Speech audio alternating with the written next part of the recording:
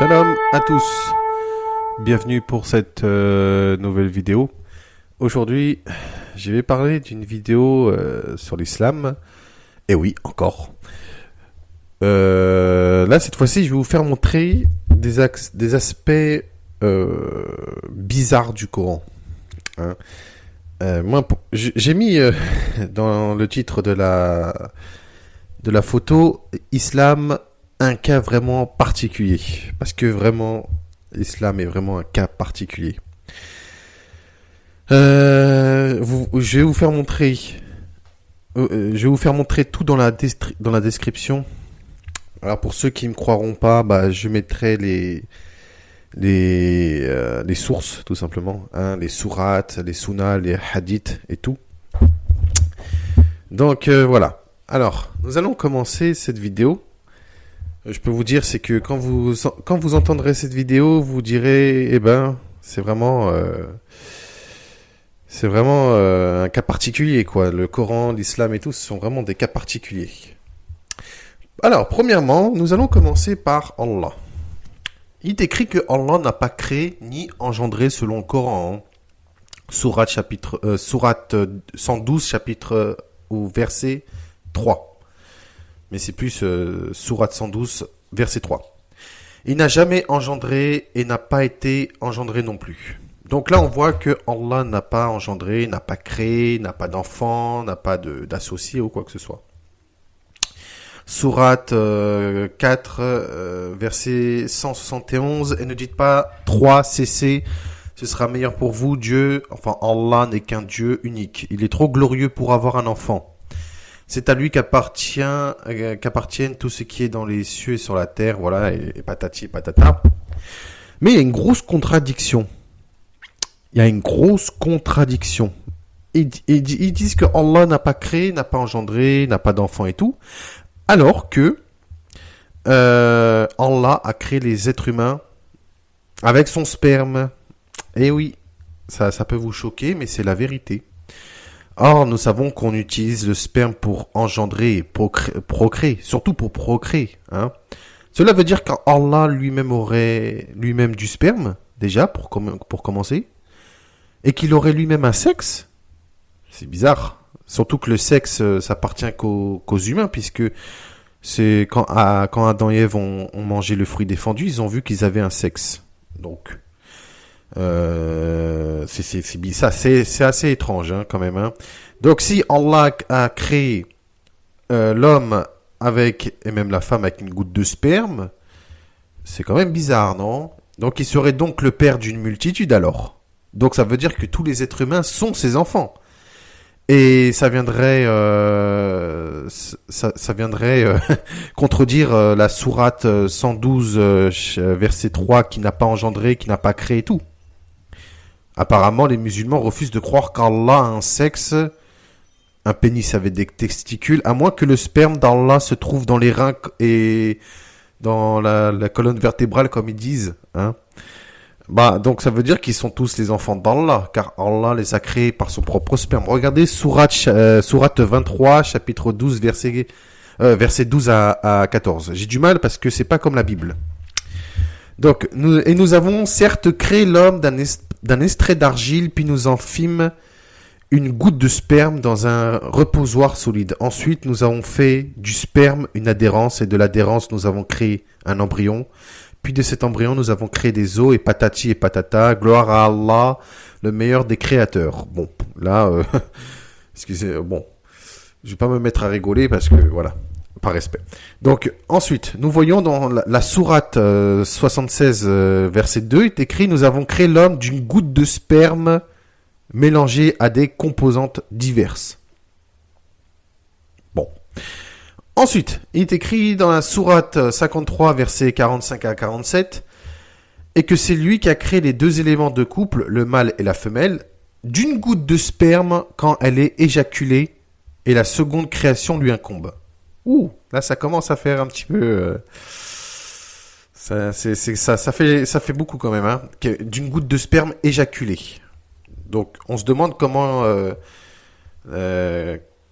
par quel moyen il y a eu l'éjaculation. Hein. Peut-être une masturbation, je ne sais pas, c'est bizarre quand même. Sourate chapitre 15, Sourate 15, verset 26, excusez-moi, j'ai du mal. Nous créâmes l'homme d'une argile crisante, extraite d'une boue malléable. Donc, ensuite, dans la Sourate 3, verset 59, pour Allah, Jésus, enfin Isa est comme Adam qu'il crée de la poussière et il dit soit il fut. Sourate 11, verset 61. De la terre, il vous a créé et il vous l'a fait peupler et exploiter. Donc, Sourate 19, verset 67. L'homme ne se rappelle-t-il pas qu'avant cela, c'est nous qui l'avons créé avant qu'il n'était rien? Donc là, on se demande, c'est pas un petit peu mélangé? Il ne se rappelle plus, Allah, comment il a créé l'être humain? Parce que là, premièrement, nous voyons que Allah a créé l'homme avec de l'argile et du sperme, hein, Sourate 23, versets 12 à 14. Puis l'autre verset dit qu'Allah a créé l'homme avec du sperme et plusieurs composants divers, Sourate 76, verset 2. Ou encore l'homme et la femme, il y a eu la femme qui a été rajoutée, ont été créés avec une goutte de sperme éjaculée, Sourate 53, versets 45 à 47, ou encore l'homme a été créé avec de l'argile et de la boue malléable, Sourate 15, verset 26, ou alors qu'il a été créé à partir de poussière, Sourate 3, verset 59, ou directement depuis la terre à exploiter, hein, Sourate 11, verset 61, ou enfin à partir de rien. Voilà, à partir du néant. Sourate 19, verset 67. Voilà. Donc, mais en plus de cela, c'est que dans le hadith 6982 est écrit au nom de ton Seigneur qui a créé tout ce qui existe, a créé l'homme à partir d'un caillot de sang. Oula là. Entre l'argile et le sperme. Entre le sperme et plusieurs composants divers, entre une goutte de sperme éjaculé, entre de l'argile et de la boue malléable, entre de la poussière, entre de la terre à exploiter avec ensuite le néant et ensuite un caillot de sang, dans ces cas-là, Allah ne sait plus comment il a créé l'être humain. Voilà. En plus, regardez ce qui est écrit dans la sourate 86, versets 6 à 7. Il a créé d'une giclée d'eau, donc c'est d'une giclée, vous savez c'est quoi, du sperme, hein, sorti d'entre les lombes et les côtes. Donc ça veut dire que Allah aurait fait en sorte que le sperme se forme depuis les lombes, donc situées en arrière de l'abdomen, à droite et à gauche de la colonne vertébrale jusqu'aux côtes. Donc, en tant qu'homme, je sais très bien que le sperme est fabriqué, qui est conçu dans les testicules. Dans ces cas-là, ça sert à quoi d'avoir des testicules si le sperme est créé dans les reins et dans l'arrière de l'abdomen, c'est-à-dire dans la colonne vertébrale. Donc ça veut dire que dans les reins aussi. Donc ça veut dire que la femme aussi a du sperme alors. Voilà. Donc faudrait se poser des bonnes questions quand même, parce que là c'est n'importe quoi. Franchement, c'est n'importe quoi. Donc là, premièrement, on voit que Allah ne sait même pas comment il a fabriqué l'être humain. En tout cas, je ne sais pas s'il se rappelle plus, mais je ne sais pas s'il a voulu faire des tests, des expériences pour voir comment allait être créé l'homme. Mais là, et ensuite le hadith 6982 qu'il a créé l'homme à partir d'un caillot de sang, faut le faire quand même. Donc, deuxièmement, le plus étonnant, c'est que Mohammed, ou Allah, ou je ne sais qui, parle de nous. Pourquoi nous? Mohammed aussi, lui aussi, il aurait créé les humains avec Allah. Sinon, il aurait dit Allah a créé. Mais là, il est question d'un nous. Comme si Mohammed avait participé à la création de l'homme. Un autre verset montre encore une fois que la mention « nous » est utilisée. Cette fois, c'est à propos de la création du ciel. Sourate 51, verset 47. Le ciel, nous l'avons construit par notre puissance et nous l'étendons constamment dans l'immensité. Nous l'avons construit par notre puissance et nous l'étendons constamment dans l'immensité. Comment ça, non? Nous, pardon. Comment ça, nous? Donc ça veut dire que Mohammed est un créateur. Bah, excusez-moi. En plus, vous regardez dans tous les musulmans du monde comment ils idolâtrent Mohammed. C'est la plus belle des créatures, c'est la plus parfaite des créatures. Il avait un visage resplendissant.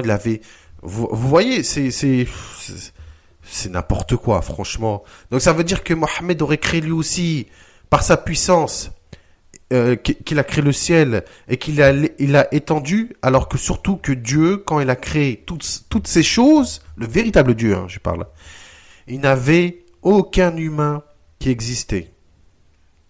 Aucun humain lors de sa création. C'est qu'après, bien après, que l'Éternel créa l'homme. Donc voilà. En plus, Allah retient le ciel pour pas qu'il tombe sur la terre. Hein, Sourate 22, verset 65. N'as-tu pas vu qu'Allah vous a soumis tout ce qui est sur la terre ainsi que le vaisseau qui vogue sur la mer par son ordre? Il retient le ciel de tomber sur la terre sauf quand il le permettra. Car Allah est plein de bonté et de miséricorde envers les hommes. Ok, bon, bah écoutez, hein, qu'est-ce que vous voulez que je vous dise? Donc ça veut dire que tous les jours, pendant des milliards d'années, ça veut dire que la main d'Allah retient le ciel alors. C'est complètement débile. Bah, je préfère être franc, hein. C'est complètement débile, hein. C'est n'importe quoi. Bon, après chacun font ce qu'ils veulent. S'ils veulent croire en ça, c'est leur problème. Bien. En plus, il y a pire que cela. Pour le Coran, lorsque le soleil se couche, il se baigne dans une source boueuse. Alors là, franchement, j'ai jamais entendu des choses pareilles.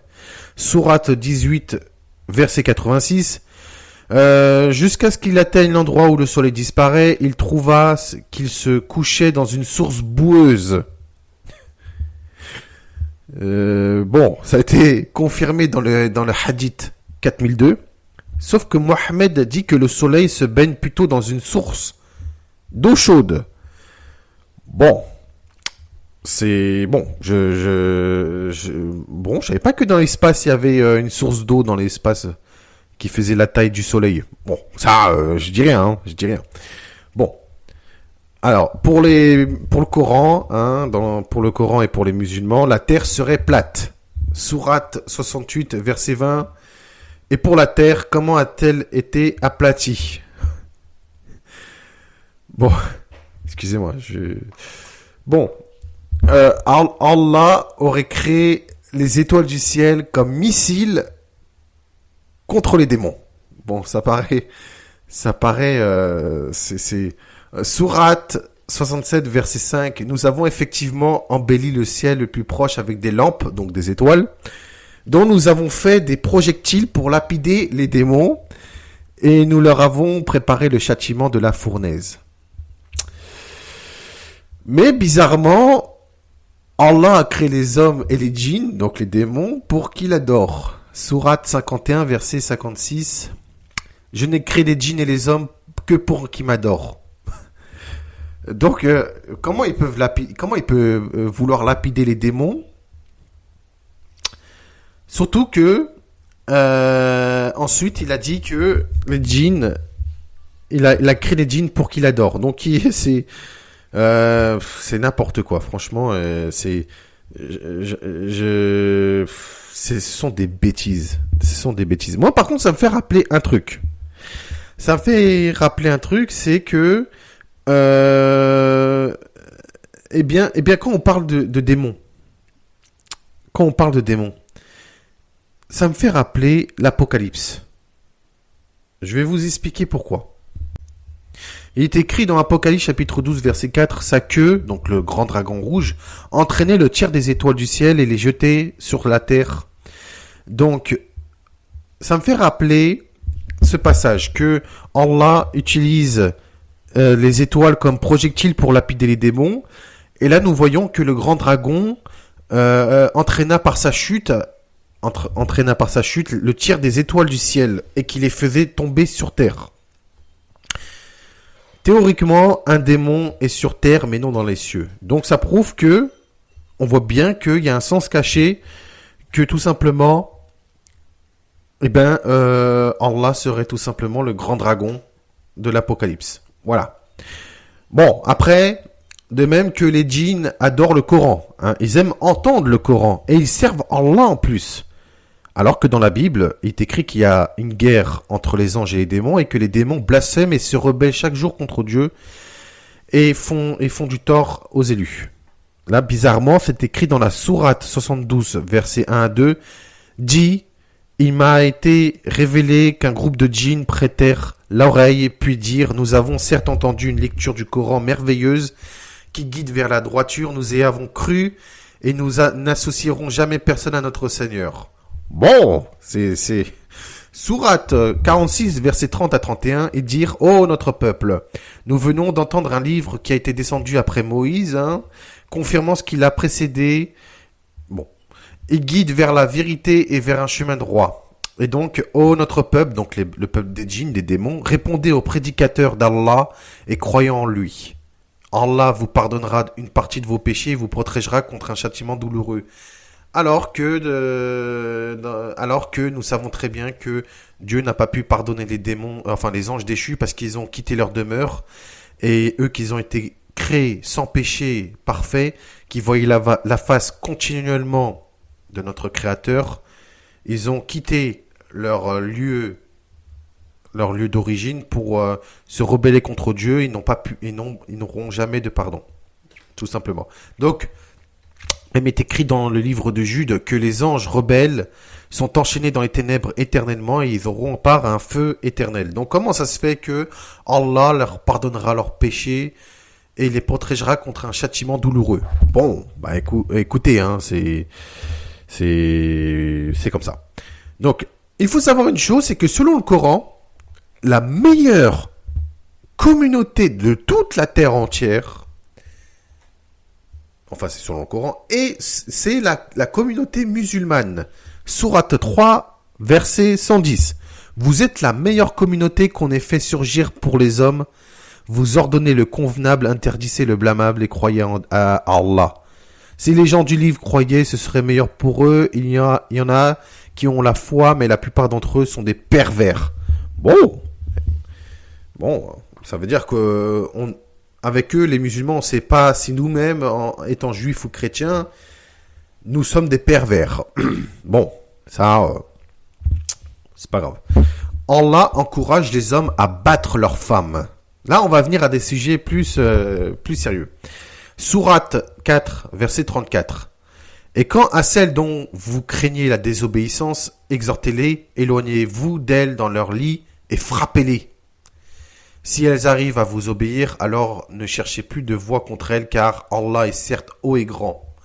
Ce sont des belles incitations à frapper. C'est pour ça qu'il y a dans l'islam qu'il y a du sexisme, qu'il y a des relations misogynes, des relations polygames, que les femmes se font frapper. Voilà.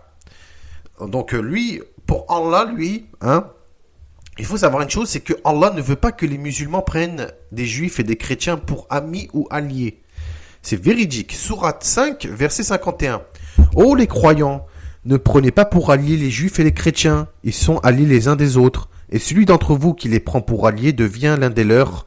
Allah ne guide certes pas les gens injustes. Donc si par exemple, pour Allah, si vous parlez, vous musulmans, si vous parlez avec un chrétien ou un juif, vous faites partie des gens injustes et vous irez tout droit dans les flammes de l'enfer. Puisque Allah dit que les gens du livre, donc les juifs et les chrétiens, et les associateurs finiront en enfer pour l'éternité. Ce sont en tout cas les pires des créatures pour Allah. Nous sommes les pires des créatures. Sourate 98, verset 6. Les infidèles parmi les gens du livre ainsi que les associateurs iront au feu de l'enfer pour y demeurer éternellement. De toute la création, ce sont eux les pires. Waouh! Je savais pas qu'on était les pires. Bon, je préfère prendre ça à la rigolade. Je vais pas prendre ça au sérieux, bien évidemment. Allah ne veut pas la paix et la miséricorde, mais plutôt le contraire. Il veut la guerre et le meurtre. Sourate 47, verset 35. Ne faiblissez donc pas et n'appelez pas à la paix alors que vous êtes les plus hauts, que Allah est avec vous et qu'il ne vous frustrera jamais du mérite de vos œuvres. Sourate 9, 73. Ô prophète, lutte contre les mécréants, les hypocrites et sois rude avec eux. L'enfer sera leur refuge et quelle mauvaise destination. Ils sont... Mais mon Dieu, qu'ils s'y sont... Ils sont centrés sur l'enfer, c'est un truc de ouf. C'est un truc de malade. Ils sont obsédés par l'enfer. Vous faites n'importe quoi, vous allez directement en enfer avec Allah. Regardez, Sourate 9, verset 5. Après que le mois sacré expire, tuez les associateurs et tout ce que vous les trouviez. Capturez-les, assiégez-les et guettez-les dans toute embuscade. Si ensuite ils se repentent, accomplissent la salat et quittent la zakat, alors laissez-leur leur voie libre. Pardon. Car Allah est pardonneur et miséricordieux. Donc dans ce test, les musulmans doivent tuer les koufars. Les koufars, ce sont les incroyants, les impies, les infidèles et tout, et convertir de force. Si les convertis font la salat, c'est-à-dire les prières islamiques, et donnent la zakat, ce sont l'aumône, ils seront libres. Mais ils doivent prier et donner de l'argent sous la menace et dans la terreur, une sorte de soumission et de domination. Donc, ne vous étonnez pas à vous tous qui voulez vous reconvertir à l'islam. Si vous recevez un couteau sous la gorge en disant reconvertis-toi ou donne la zakat de force, eh bien, ce sera votre faute parce que vous aurez choisi la religion du mal. Sourate 47, 4. Écoutez bien, c'est une incitation à tuer. Lorsque vous rencontrez au combat ceux qui ont mécru, frappez-les au cou.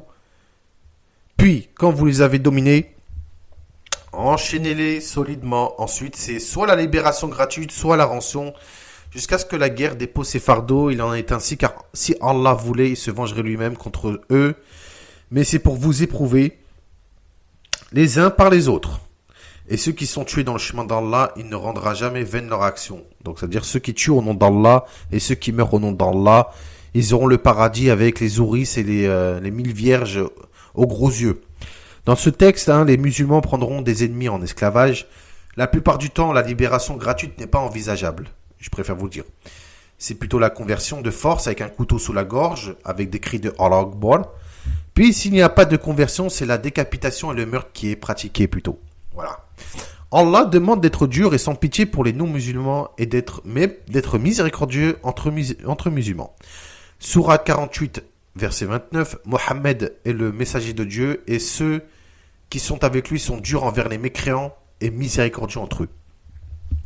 Allah promet le paradis si les fidèles récitent ces 99 noms par cœur. Le hadith 7392, le messager d'Allah dit Allah a 99 noms, 102 moins, et celui qui les a tous mémorisés par cœur entrera au paradis. Compter quelque chose signifie le connaître par cœur. Donc si vous répétez ça machinalement sans comprendre le sens, vous aurez droit au paradis quand même. Bon, le légalisme, ça y va. Mais bon, ils font ce qu'ils veulent. Allah promet le paradis si un fidèle tue en son nom ou s'il meurt au nom d'Allah. Hadith 2787, Allah garantit qu'il admettra le Mujahid dans sa cause au paradis s'il est tué. Sinon, il ramènera chez lui en toute sécurité avec des récompenses et un butin de guerre. Je vais revenir là-dessus à propos du prophète Daniel qui disait que il y avait le dieu des forteresses, un dieu inconnu des pères, qui valera qui valera extrêmement cher, qui ne répondra pas à la miséricorde mais qui répondra à la guerre, et que ses fidèles, si ils font sa volonté, il leur promet des terrains, des villes, des trésors et tout. Ça me fait rappeler ça. C'est assez incroyable. C'est Daniel chapitre 11 versets 38 à 39. Donc là on voit bien, c'est écrit c'est avec le dieu étranger qu'il agira contre les lieux fortifiés et il comblera d'honneur ceux qui le reconnaîtront. Il les fera dominer sur plusieurs et il leur distribuera des terres pour récompense. Ça me fait rappeler les musulmans qui vont complètement dominer sur plusieurs, et ils auront des terres comme récompense, c'est-à-dire qu'ils vont pratiquer le djihad, la guerre et tout, et ils domineront sur toute chose. Voilà. Ça c'est exactement ce qu'a dit le prophète Daniel. Donc voilà. Donc, Allah mettra tous les péchés des musulmans sur le dos des juifs et des chrétiens pour qu'ils partent en enfer à la place des musulmans. Hadith, écoutez bien ce hadith.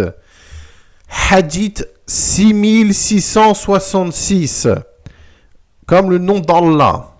Abu Durba a rapporté sur l'autorité de son père que l'apôtre d'Allah a dit « Aucun musulman ne mourrait, mais Allah admettrait à sa place un juif ou un chrétien dans le feu de l'enfer. » Vous retrouvez dans le hadith 6668, donc 2 versets plus tard. Pareil, Abu Bolda a rapporté que le messager d'Allah a dit « Il y aura des gens parmi les musulmans le jour de la résurrection avec des péchés aussi lourds qu'une montagne, et Allah les pardonnerait et il placerait à leur place les juifs et les chrétiens. » C'est super, nous sommes voués à l'enfer. Nous sommes voués à porter des montagnes de péchés de je ne sais pas combien de musulmans dans ce monde, et nous sommes voués à être exterminés dans les flammes de l'enfer. Eh bien, c'est super. Même Allah ne pardonne pas, mais il maudit en plus. Sourate 4, verset 52. Voilà ce qu'Allah maudit, et quiconque Allah maudit, jamais tu ne trouveras pour lui de secoureur. Sourate 33, verset 64. Allah maudit les mécréants et leur a préparé une fournaise. Bon. Selon Abu Darda, qu'Allah a dit que son prophète soit satisfait, hein. Bah oui, vous êtes étonné hein, de voir des gens maudire. Il est écrit, lorsque le serviteur d'Allah maudit quelqu'un ou quelque chose, sa malédiction monte au ciel, les portes du ciel se referment alors devant elle, puis elle redescend sur terre où les portes se referment également devant elle, elle tourne alors à droite ou à gauche, puis si elle ne trouve pas d'issue, elle revient à la personne ou à la chose qui a été maudite. Si elle mérite cette malédiction, celle-ci s'applique à elle, sinon elle retombe sur celui qui l'a lancée. Donc ça veut dire que si le serviteur d'Allah maudit quelqu'un et que l'homme revient voir le cher prophète parce que c'est lui qui l'a maudit, si l'homme n'a rien fait, eh bien ça veut dire que la malédiction retombera sur celui qui l'a lancé. Donc ça veut dire qu'elle retombera sur Mohammed lui-même. Ou alors si l'homme n'a pas été bon, bah, ça veut dire que la malédiction restera sur lui. Donc vous voyez, ça veut dire que Mohammed aussi, c'est aussi un petit peu maudit lui-même. Hein. Voilà. Donc c'est écrit dans les hadiths numéro 1642, Asma rapporte, une femme interrogea le prophète en ces termes, « Ô messager d'Allah, ma fille a perdu ses cheveux des suites de la rougeole, or elle vient de se marier. Puis-je lui faire porter des faux cheveux ?» Le prophète lui répondit, « Allah maudit celle qui porte de faux cheveux et celle qui la pose. » Eh bien franchement, si vous avez une femme qui est atteinte d'un cancer, la pauvre, hein, que Dieu nous en préserve, ou alors une personne qu'elle a des trous dans les cheveux et tout pour cacher cette honte, donc ça veut dire que Allah va le maudire. Franchement, c'est chaud quand même, hein. C'est chaud de maudire quelqu'un qui porte des faux cheveux. Vous avez pensé aux malades, à ceux qui ont des cancers ou je ne sais quoi. Apparemment, Allah et Mohammed n'ont pas de compassion pour eux. Ou même pour les handicapés ou quoi que ce soit. Ceux qui ont eu des chimiothérapies ou quoi que ce soit, qui ont perdu leurs cheveux à cause de maladies. Donc s'ils mettent des perruques, des faux cheveux, ils seront maudites. Eh bien franchement, c'est super, bravo. Bon alors là, franchement, je suis tombé sur quelque chose... C'est du grand n'importe quoi. Allah maudit le vin. Eh oui, Allah maudit le vin. Comme il est écrit, qu'Allah maudisse le vin et qu'il maudisse son buveur, son serveur, son fouleur, celui qui demande de le presser, son vendeur, son acheteur, son porteur, celui à qui on le porte et celui qui en bénéficie de son prix. Donc ça, c'est un hadith authentifié par Albani, c'est un hadith de Hamad. Il dit que le vin est l'œuvre du démon. Sourate, Mohammed dit que le vin est l'œuvre du démon. Donc, sourate 5, chapitre 90. Ô les croyants, le vin et le jeu de hasard, les pierres dressées, les flèches de divination ne sont qu'une abomination, œuvre du diable et des démons. Écartez-vous afin que vous réussissiez. Bon, là, pour l'instant, on voit que Allah maudit le vin, que le vin, c'est l'œuvre du démon, alors que dans le paradis d'Allah, il y a 4 fleuves, dont un qui contient, vous savez quoi? Du vin, voilà, bravo. Donc ça veut dire que Allah maudit son propre paradis et lui-même, alors ça veut dire. Parce que dans la sourate 47, verset 15 est écrit, voici la description du jardin promis à ceux qui craignent Allah. Il y aura là des fleuves dont l'eau est incorruptible, des fleuves de lait au goût inaltérable et des fleuves de vin, délices pour ceux qui en boivent. Alors que il est écrit dans le hadith de Hamad, authentifié par Albani, qu'Allah maudisse le vin et qu'il maudisse son buveur. Waouh! Même Mohammed, il a dit que le vin est une abomination, œuvre du diable et des démons. Écartez-vous afin que vous réussissiez. Et là, est-ce que nous voyons quoi? Qu'il y aura des fleuves de vin délices pour ceux qui en boivent. C'est incroyable. Ils maudissent eux-mêmes, ils se maudissent eux-mêmes. Comment peut-il dire que c'est l'œuvre du diable et qu'il maudit le vin tout en sachant qu'il y a un fleuve de vin dans son paradis? Bon, apparemment, c'est normal. Bon. Alors, apparemment, Allah, c'est lui-même qui fait rire ou qui fait pleurer. Donc, si vous rigolez, c'est Allah qui fait rigoler. C'est lui qui veut que vous rigolez. Si vous pleurez, ben c'est Allah qui veut que vous pleurez. De même que Allah, c'est lui qui décide si quelqu'un doit mourir ou si quelqu'un doit vivre. Donc si par exemple quelqu'un se fait assassiner dans la rue, eh bien non, ce n'est pas la faute de l'assassin, c'est parce que c'est Allah qui a voulu. C'est Allah qui a décidé si vous devez mourir ou pas. Vous voyez? Donc là, c'est écrit dans la sourate 53, verset 43, et que c'est lui qui fait rire et qui fait pleurer dans le verset 44, et c'est lui qui fait vivre et qui fait mourir. Donc, si quelqu'un doit mourir en se faisant assassiner, violer ou je ne sais quoi, c'est Allah lui-même qui aurait voulu. Si quelqu'un rigole, eh ben c'est Allah qui veut qu'il rigole. Voilà. Ou si quelqu'un pleure, c'est Allah qui a voulu que la personne pleure. Quand Mohammed n'avait pas d'inspiration divine, il essaya à plusieurs reprises de se jeter pour se suicider. Vous allez me dire, c'est n'importe quoi, c'est faux. Eh ben non. Hadith numéro 6982, l'inspiration divine a également été suspendue pendant un moment au prophète. Et le prophète,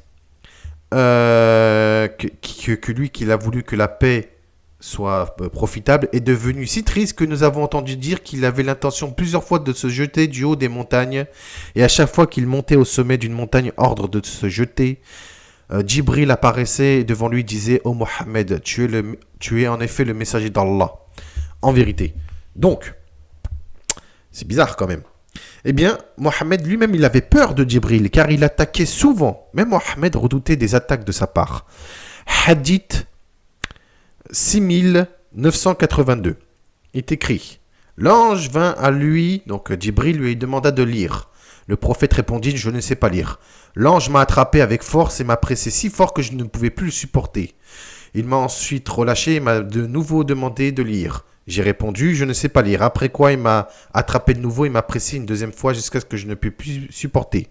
Il m'a ensuite relâché et m'a demandé à nouveau de lire. Mais encore une fois, j'ai répondu: je ne sais pas lire, parce qu'il était illettré. Ou que dois-je lire?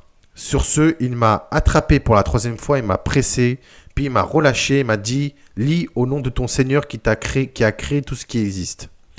Donc ensuite, le messager d'Allah est revenu avec l'inspiration, ses muscles du cou se contractant de terreur, jusqu'à ce qu'il entre sur Khadija et que lui-même dit: couvre-moi, couvre-moi. Ils ont couvert jusqu'à ce que sa peur soit terminée. Puis il a dit: oh Khadija, qu'est-ce qui ne va pas avec moi?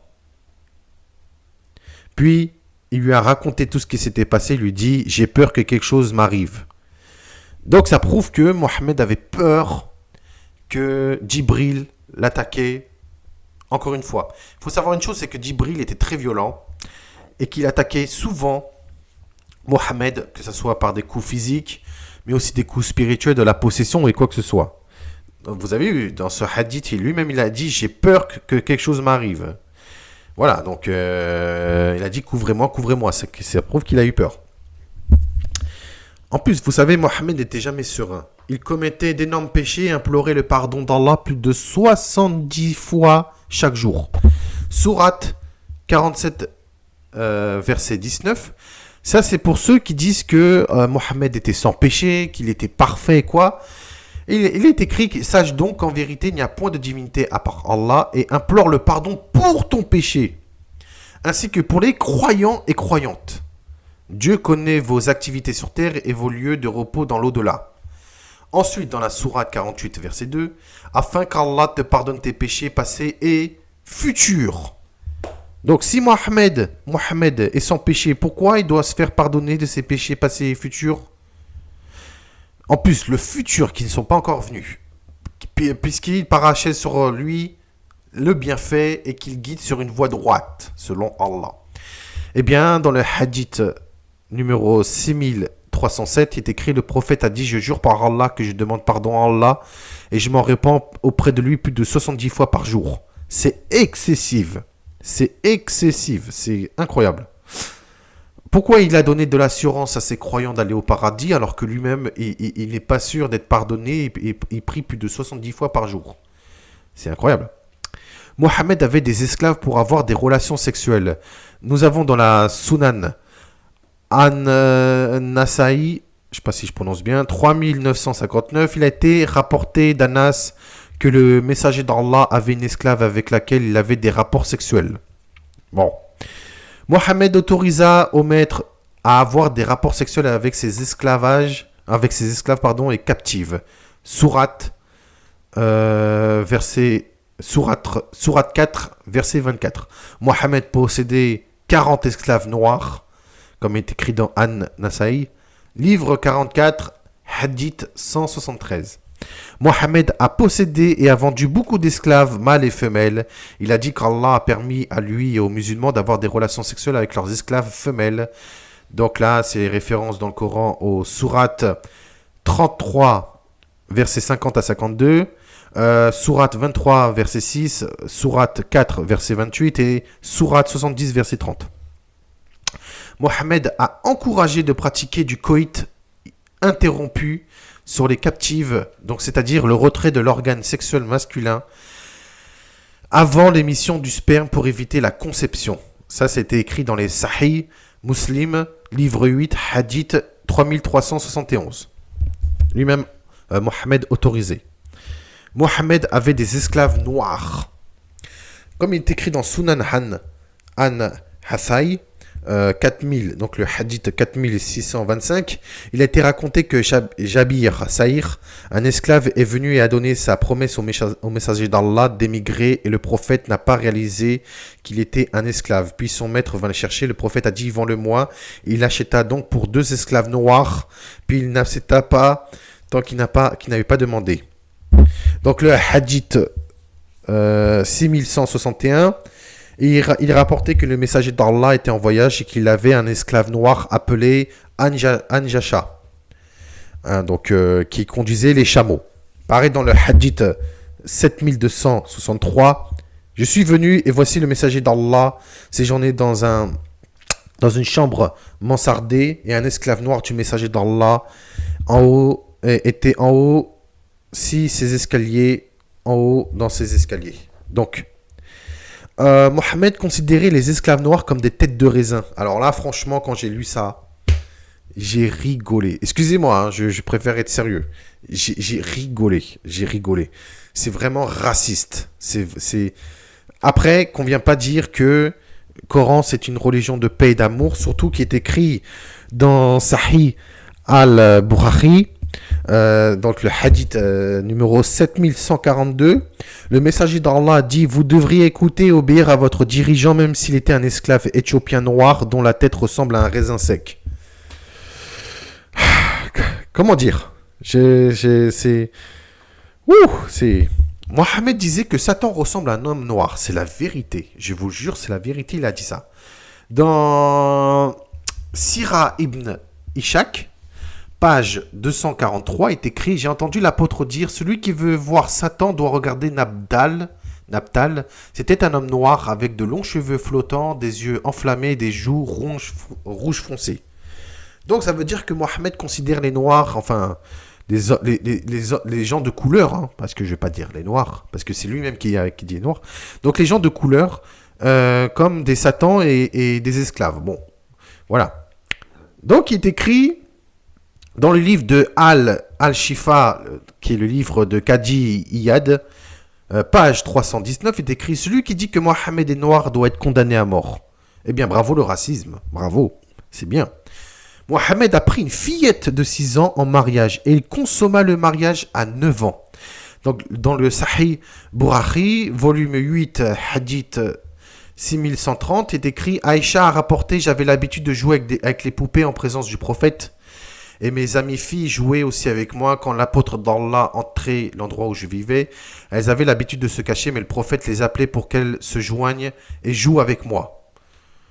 Bon, c'est grave, mais bon. Dans le Sahih Muslim, livre 8, numéro 3311, est écrit: Aïcha a rapporté que l'apôtre d'Allah l'a épousée quand elle avait seulement 6 ans, et qu'elle a été amenée dans sa maison comme épouse quand elle avait 9 ans, et ses poupées étaient avec elle.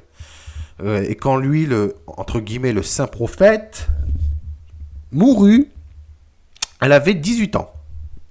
Et enfin, Sahih Bukhari, volume 7, hadith 5133, il est écrit: Aïcha a rapporté que le prophète a écrit le contrat de mariage alors qu'elle n'en avait que 6 ans et qui consomma son mariage, donc il y a eu des rapports sexuels quand elle avait 9 ans, puis elle est restée avec lui pendant 9 ans, c'est-à-dire jusqu'à sa mort.